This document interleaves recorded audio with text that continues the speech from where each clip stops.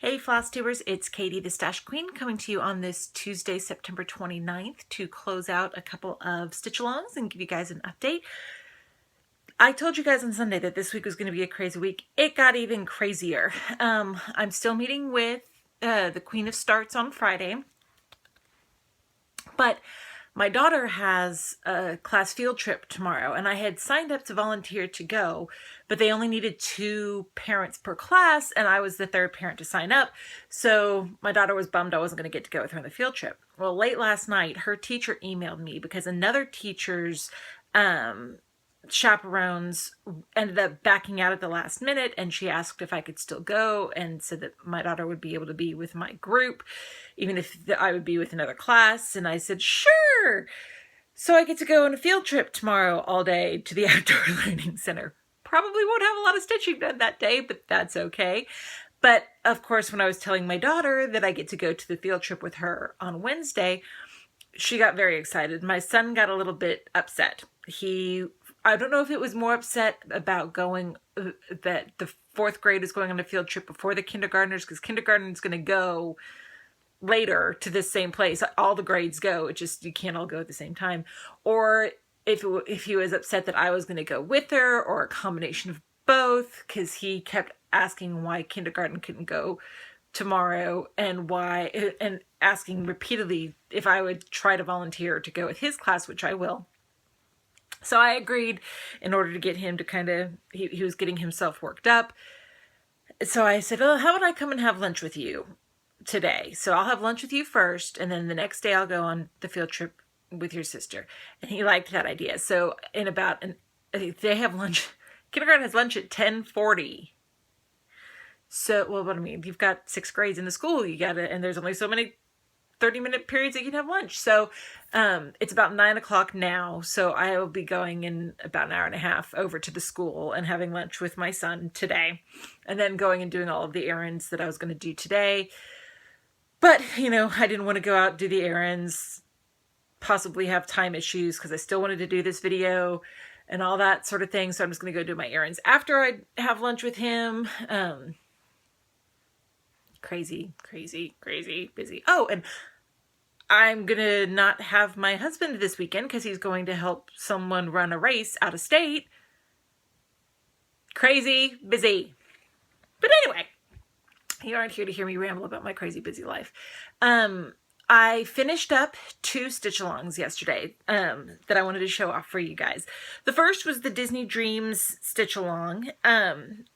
There was just a week-long stitch-along to work on one of our pieces and see how far we could get. I worked 30 minutes a day on this it ended up being 8 days. So it was 4 hours cumulative of progress on this piece. And I'm happy. I did Beauty and the Beast, Falling in Love, since I did Little Mermaid last time. I've decided that with the Disney Dreams group, unless something wonky and looks specific happens, which I don't think it will because there's so many different Disney Dreams pieces, I'm just going to switch back and forth for these 2 pieces for whenever there's a stitch along in that group. So the next time there's a stitch along, I will work on Little Mermaid. But anyway, I'm really rambly this morning. Sorry. So here is, ooh, glare. Okay, let's see here. How about I move you guys this way a little? That's better. So here is Beauty and the Beast, Falling in Love. I was able to work some and get this gray to start the gargoyle over here.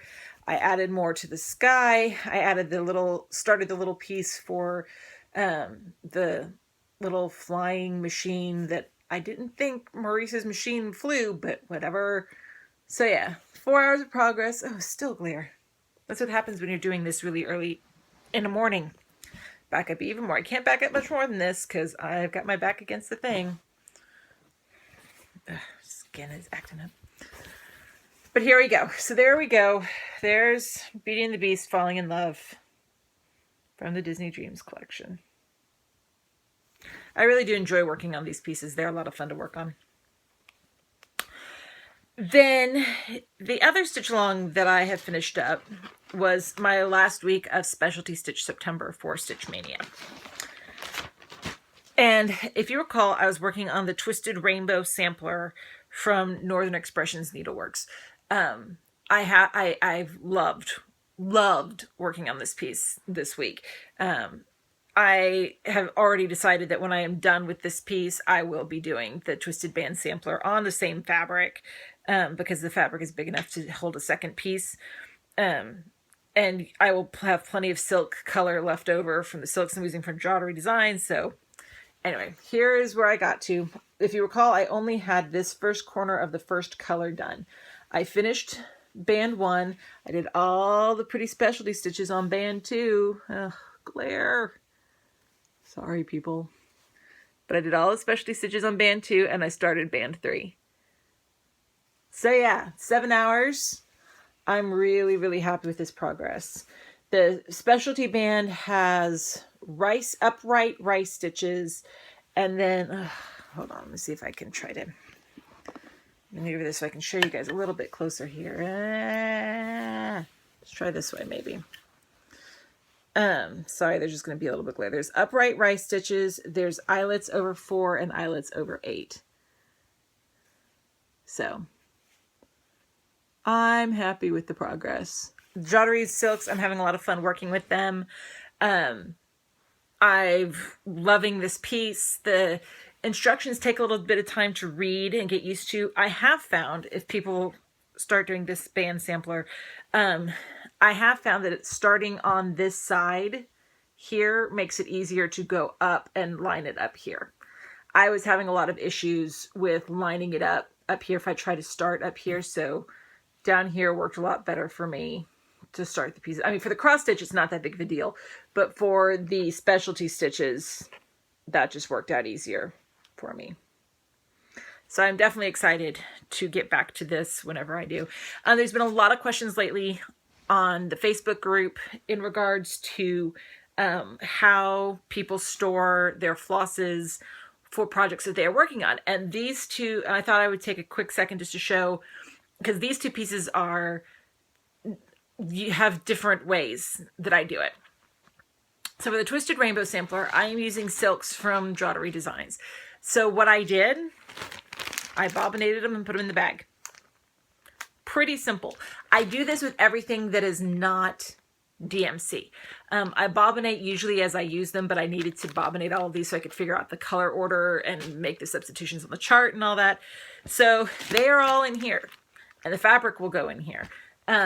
So whenever I pick up this piece, I have the threads that go with it.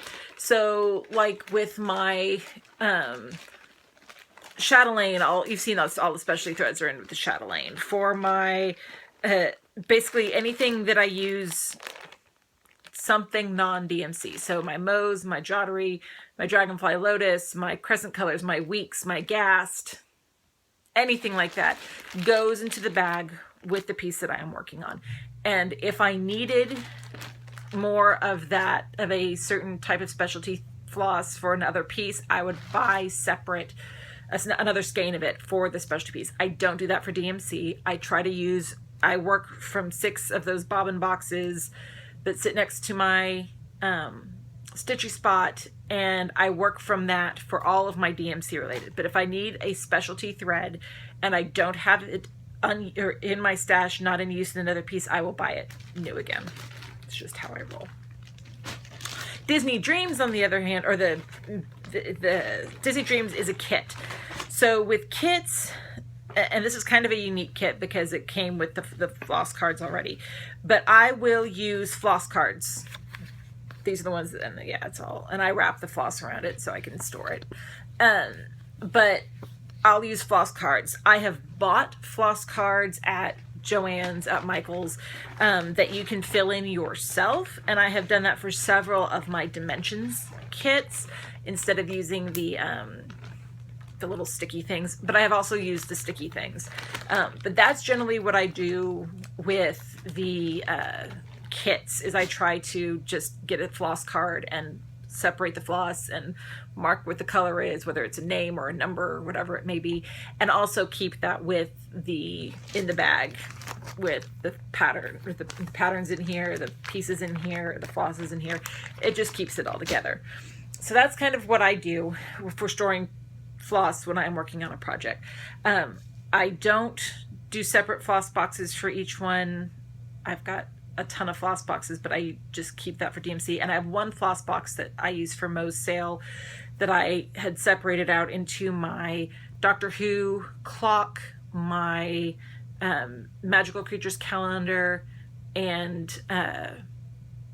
the Frosted Pumpkin and Zodiac. That's all in one separate bobbin box because I use a lot of the same colors in between them, and so I pull it all from that box. But generally, I have, if it's not a DMC floss, it is in the bag with the piece, and kind of go from there. So, and when it's not in use, it's back here somewhere. I have finished, I did work a little bit on the storing of the floss this week, or since Sunday, I guess I should say. I have finished through M of Mo's SAL, so of her cottons. So I have finished, I have filled this box and the one beneath it. See? More pretty flosses. So I'm working on box 3. I should be able, get this back in here, kind of hard to do it from the side. I'm working on box 3, so I'm doing it up and down, so this entire column will be Mo's more than likely. I should be able to fit everything into, lift you guys up, to the bottom over here.